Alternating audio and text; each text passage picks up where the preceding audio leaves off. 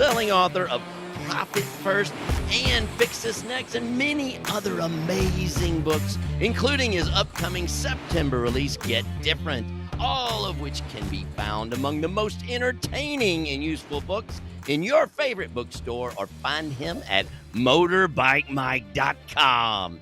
Today, we'll be asking Motorbike Mike how Profit First can create permanent profitability in your contracting business and paradoxically improve your bonding ability while still taking your appropriate profit first as the owner of your contracting company. So here on the Contractor Success Forum, we discuss financial strategies for running a more profitable, successful construction business.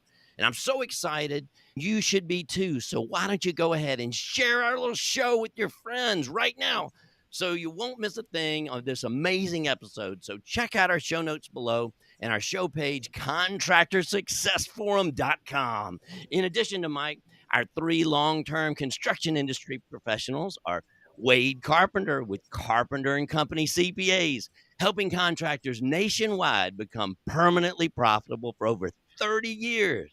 Stephen Brown, a construction bond agent with McDaniel Whitley Bonding and Insurance Agency for over 30 years, experienced in underwriting and placing bonds for you as a contractor. And I am Rob Williams, your profit strategist with Iron Gate Entrepreneurial Support Systems, driving profit in contractors' businesses with decades of vertical integration as a contractor, manufacturer, aviator, and financial strategist in the construction industry. Woo, Mike, welcome to our show. We're so happy to have you here. My Hey, golly, I think I love just your gave blood energy. yesterday. I might pass out. I'm not sure. I love that you use alliteration. You're like, it's the magnificent Mike Michalowicz. And I'm thinking in my head, I'm like, what are other alliterative words? You could have used like the marginal Mike Michalowicz. The malfeasance, Mike Michalowicz. Like, there's Yeah, always we got all opportunities for that, and the M's. Very PPPs funny. and all these amazing things that we learned together on our trip last week with you and I and Wade and our other mastery members to Arizona and the Grand Canyon in person. I did want to jump in on that. Mike got so scared of bears there, me and Rob had to pick him up and carry him out of there. So we got the video to produced prove the it. most bizarre video, I think, of all time there.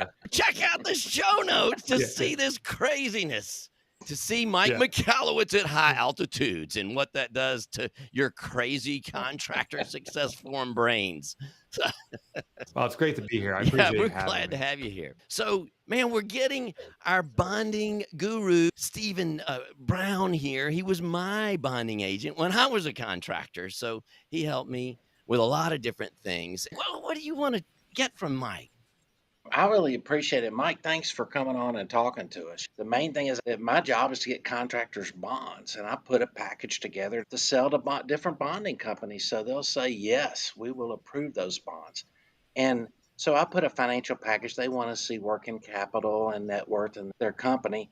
But I was hoping you could tell me a little bit about how Profit First can help with that. And also, if you could paint a picture for me of what it would look like to one of my contractors if they engage a Profit First professional to help them get their system going. Yeah, I don't know too much about contractors, but one of my closest friends owned a very sizable company. They're doing about $250 million in revenue, doing building construction, commercial construction. And they got in a trap, and I can share a little bit later. But when it comes to the health of any organization, the number one determinant of your health is your profitability. If you can show sustained profit, it is unarguable. And I'm saying cash profit, like money in the bank. If you can show money accumulating month in, month out, year in, year out, it is unarguable. And sadly, there's companies like Enron who show a profit that aren't profitable. So there's a distinct difference between an accounting profit and a cash profit. And the Profit First system is a cash management system that shows how to achieve consistent profitability. And when it comes to borrowing money, my experience is real simple, that when you have money, you're in a much better position to borrow money than when you don't. People that provide money want a surety. They're in business too. They're not handing out cash. They're looking to make a return on it. So they are running analysis and metrics to say this loan won't go bad, that I'm going to get money back off of this. So it's very calculated. And it's undeniable if you're consistently profitable that you can pay back a loan, or you're more likely than anyone else. And that's why profitable businesses that are consistently profitable, not one-time pot shots, but they show a history of perpetual profit, consistently get the best loans, get the best rates and the best deals, and are the most viable in the market. I'm glad you said that, Mike, because bonding companies, they don't want to know that you can finish a job. They assume you can do the project. They want to know you can make a profit consistently. And how they determine that is everything. Oh, totally, right? So I'll just share a story about my friend. I'm not going to disclose their name, but a very sizable company in the Northeast, $250 million. And within two major projects, it collapsed the company. They actually went bankrupt, and it was a sad day. They are trying to phoenix the business and do it in a new form, new flavor. But sadly, they weren't measuring profitability. They were doing the cash flow game. And I see this in so many businesses. That one project was actually feeding the next one. And they needed to land more and more projects to pay off the losses that was happening. And the only way to sustain that, it becomes a little bit of almost like a pyramid. And it wasn't a pyramid, but basically you're banking on bigger projects to trigger the cash flow to cover up for the losses that you have in the past. It makes you blind to. You don't even realize you're struggling with these other projects because you see the cash flow going. But they couldn't sustain, they couldn't get a project that was big enough to cover the last major project. And that's when the whole thing came crumbling down. So we got to be very careful about that. And this is why what Wade's doing, what Rob's doing, why Profit First professionals are so needed is you need an expert in there that can show you how to be profitable, but not just profit saying, hey, at the end of the year, is there any money left over? That's not profit. Profit is not an event, meaning an eventuality. It's got to be baked into every transaction. Every raw material, every item that you bring on board is a profit baked into it. And that's what Profit First professional does. They get to the molecular level to ensure there's consistent profitability. And when you're winning profit every single day, you will absolutely have profit at the end of the year and every year going forward. That's great. Robbing Peter to pay Paul. I'm sure you've seen that, Stephen, all the right? time. And it's terrifying. And, a lot of times you don't see it until you have the right accounting information in front of you. Wade, the contractors that can't produce some pretty accurate reports, and you're not getting data from your project managers, live data as to costs that are being incurred. Rob, you were talking about a situation like that. So it just doesn't end, and you just have to be aware of it. Yeah, those numbers, the accounting data is critical. And we have to realize most business owners don't have the propensity to dig into those numbers. We take shortcuts. We say, well, I got money in the bank. I got money. I don't have to worry about that. I'll let someone else worry about that. So I have two things you need to do. First of all, changing our habits are very hard. It's very hard that if you don't look at numbers to all of a sudden overnight to be a numbers guy. It is important, step one, to bring an expert who is a numbers person. That's why I'm such a proponent for Profit First professionals. Secondly, do what's called channeling. It's very hard to change a behavior, but we can channel a behavior to get the results we want. If you're the type of person who logs into your bank account, see what the balance is, and you're making decisions based upon the cash you see there, the Profit First system is designed for that. We're going to carve up that money, pre-allocated at your bank to different accounts with different intended use. So this way, when you get a tranche of money in that you're going to use to buy, say, your materials, well, you're going to have a materials account, and a portion of that money, percentage-wise, will go in there. So now you know exactly what's available to purchase your materials. If you don't have enough money in there, that's a call to your Profit First professional. Say, why don't I have enough money? Am I not allocating properly? Am I not putting enough margin in for the materials? And it starts triggering this conversation. With the contractors that I know, sadly, that conversation happens when the business is collapsing. My friend, they said, oh my gosh, what did we do wrong?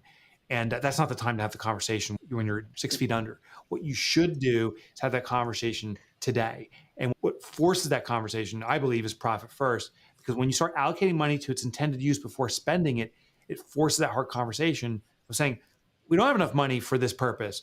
What's wrong? Not enough margin or something like that. We're not pricing right.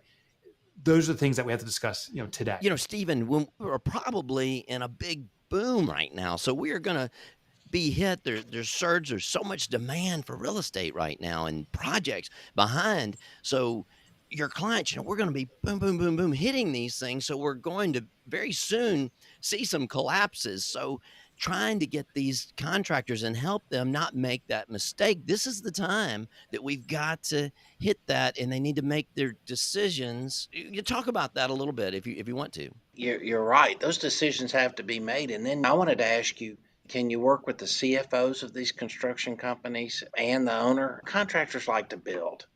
And that's one problem, Yeah. Mike, is understanding that you're going to have overhead expenses. They just hate that. They just want to build. And the only thing that concerns me is I want them to know how easy it'll be to engage your services.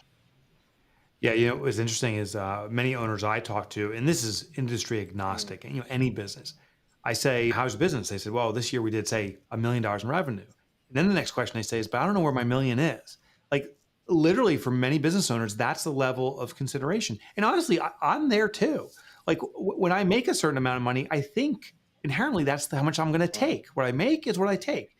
And of course it doesn't translate. And it's so obvious it doesn't. But when I'm running a business, I like to do the things that I like to do, create things. So bringing in sophisticated talent behind you to go into the molecular level is very important. But at the same point, as a business owner, we're going to make improper and rash decisions if we simply see a lump of cash and say, oh, this is how much cash I have to do whatever. Because we'll default to our next call to action, like the next feeling we have. Oh, I need to get some new equipment for my business in order to do these builds. Oh, we just had $100,000 come in. Perfect. I got $100,000 to buy that truck or whatever that gear is. And then we're not considering what that money was really intended for. Buying materials, paying labor, all these other elements. So profit first, again, it'll help you pre-allocate money. $100,000 comes in, it's not just one bucket of 100,000. There's buckets allocated out. So there's say 20,000 going to your labor, 40,000 toward materials, $10,000 toward equipment purchases, and so forth. And when you carve it up this way, we look at that equipment purchase account and we're like, oh, there's only 10,000. I can't buy the thing I need yet. It starts triggering this concept of how do I work? How do I still get this done? Maybe I got to rent the equipment for now. Maybe I can work with another contractor and we can do a barter deal where we swap something. But it starts a better conversation. And so that's why we need a system to really channel our natural behavior of thinking that any money is all the money we need for any next intention, and supplement that with an expert. I think it's very unfair to expect business owners to become excellent in accounting. And I hear it all the time. I hear, oh, you own a business, you got to be good at the accounting. You got to know these numbers inside and out. I think that's an unfair expectation. I'm not, I wasn't the best at math in high school. Now I also have to be the best at math. It's just not my interest. It's not what I'm capable at. But I can hire that math teacher. I can hire that expert and have them teach me through it or just give me their observations. So we got to surround ourselves with the appropriate talent, but at least have a simple system first to give you the triggers of when to ask questions. The day-to-day decisions is what I thought was the biggest difference to me. I found Mike in Profit First because I had a client that is a contractor and he's making so much profit. He kept purchasing all these assets and different things and building some things. Amazing profits like he'd never seen before. And then it came time to pay his taxes and he couldn't do it. And so I went to my friend, a Vistage coach. I was like, man, I need budgeting. I'm looking at Dave Ramsey and I'm looking at nothing wrong with Dave, but this is business. Yeah. And I'm looking at these things. And finally he said, this Profit First guy, I'd never heard of Mike. And I found it and I'm reading that. And I'm like, gosh, if we had it. And I thought about the decades of my construction experience, and I had been trying to create what he did. I was so close, for years. And I was like, wow, this is exactly what I was trying to figure out. I had all my projections and my numbers, but when you're out there on the job site, it's that spur of the moment decision, because I had the accounting and I had the CFOs and projecting that out. But I'm like, oh, hell, I got 100,000 in my account and I need this. I'll figure it out later. I'm buying it right now. And then I'm going to go back and figure out how to unravel that. You've got your MBA. You're a master of business. Why couldn't you figure that out? Because I couldn't look out the front windshield. I was looking back at everything and then I couldn't process it. I was too busy in day to day trying to get this built and worrying about this subcontractor, getting this material in. And it's amazing now when you see this, and immediately, like last week, Mike, when I was going to see you, I didn't rent a car because it was $750. It's normally like $150 because there are no cars out there.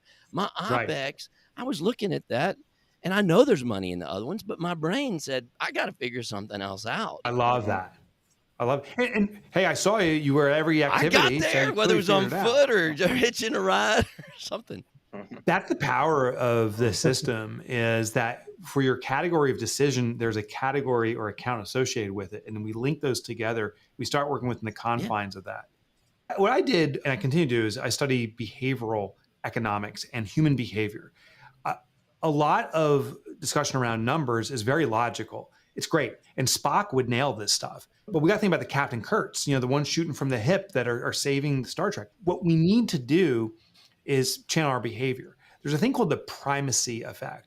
And the primacy effect is when we see something first, we put more significance in it versus things that come after it. So in the book, actually, I give a sequence of words. Like if I said the word evil, villain, neutral, good, angel, if I said in that sequence, I'd say, what do you think of this person? Evil, villain. The propensity we have is to say, oh, that's a bad person. And maybe they're the anti-angel. But if we take the exact same set of words and we flip them over and say angel, good, it ends with villain and evil, now this is a good person fighting evil, possibly. So our mind, even though it's the exact same word, so logically, they're indistinguishable. But behaviorally, we distinguish them because we put more significance in the immediate and the first. Well, that's true for money too. When we have a desire, I feel we need to get new computer equipment. I feel we got to hire some more labor. Whatever that feeling is, that's now the primacy effect. We're putting significance in it. So we look at our cash and say, oh, I can support this. This is just what we needed. This just works out. But we don't look at the rest of the sentence, and that's what the problem is. I know you started to mention this a minute ago.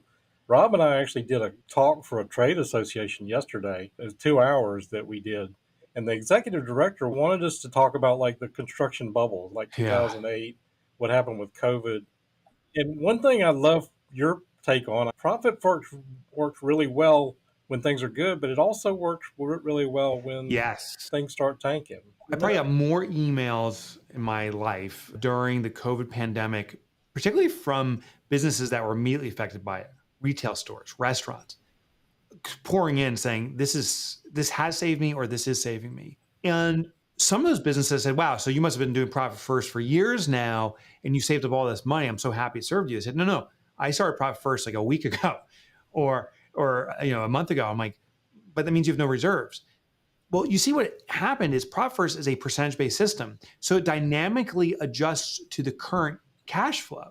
If I'm making $1,000 a day and all of a sudden it drops to $100 a day, the percentages stay the same. On $1,000 a day, I may be allocating 10% toward CapEx or capital expenditures. So $1,000 comes in, I have $100. But now my income drops to $100 all of a sudden on a cash flow basis. 10% is $10 goes to that CapEx. So we immediately start to curtail our spend on CapEx because there's less funds available. That's the power of a percentage-based system. We are carving up the pie the same way, but every single day the pie of income adjusts in size. So it works dynamically with it. Stephen, does that kind of help resonate with you some? It does. You have to understand the concepts behind this system. And the nuts and bolts of it are what you have to leave to the professional to help you do. The concepts appear to me to be very simple, but getting them all implemented, you just need to have some experience, don't you? Yeah, there's definitely a different definition for simple versus easy. And to your point, Stephen, yeah, it is a simple system, but it does not mean it's easy. Once you get under the basic umbrella of the system, there's going to be detail. And every industry is different. When it comes to construction versus a pizza shop, there are elements that need to be different. There's perishable inventory versus non-perishable inventory. There's always different considerations. So it's in the nuts and bolts, to your point, where it can get a little bit hairy. What I challenge people to do, though, is you can and should get started at the simple level immediately. Get yourself to the bank today. Don't waste time on this. It's the analogy of growing a tree. The best time to plant a tree was 40 years ago. The second best time is today. We got to get to the bank today and get these accounts set up.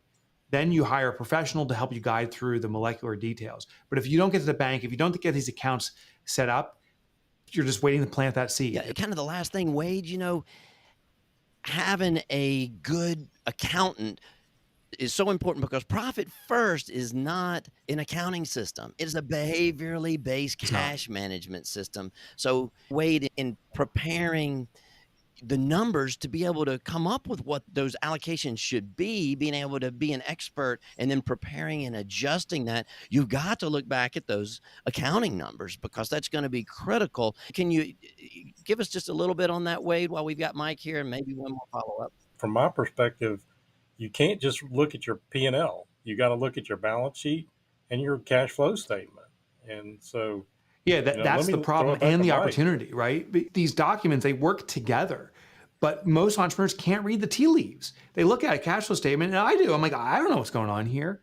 Profit First is a trigger for conversation with that professional. So when you implement Profit First and you say, wow, we're not cash flowing right, something doesn't feel right, I don't have enough money in this account, something's wrong, you call your accountant immediately and say, listen, can you interpret the cash flow statement for me and tell me what's going on? Because the course to correction are in those documents. Profit First is just the call to action. It's the guardrails for kind of racing down the highway. But the accounting system gives you all the information you need to make the right decisions. I have a call, actually, literally this morning, about a half hour prior to us connecting with my accountant. And I do it every 2 weeks. And what we do is we sit down, we go over the cash flow of Profit First, and then he helps me interpret all the details in the cash flow statement, balance sheet, P&L, and also KPIs. He's rattling off things like, oh, the operating cash ratio is off. I don't know what the F that is, but I do know it's important. And that's why I hired this guy. Oh, yeah. Well, that's great. And I know Mike's got something else coming up on the top of the hour. So this has been an amazing show. And tying all that together just in a few minutes has been really, really, really helpful for us. So yeah, thanks a lot, Mike. I've learned a lot more about your system. Well, gentlemen, it's been a pleasure being with you. I hope everybody has gotten a lot out this. Follow Mike if you can, motorbikemike.com. If you can't spell Mike Michalowicz.com. Yeah. And look at our show notes. It's all in our show notes. So keep following us and come see us on the contractorsuccessforum.com. So thanks for being with us today. And thank you so much, Mike, Stephen, Wade, and we'll see you on the next episode. Thanks, guys.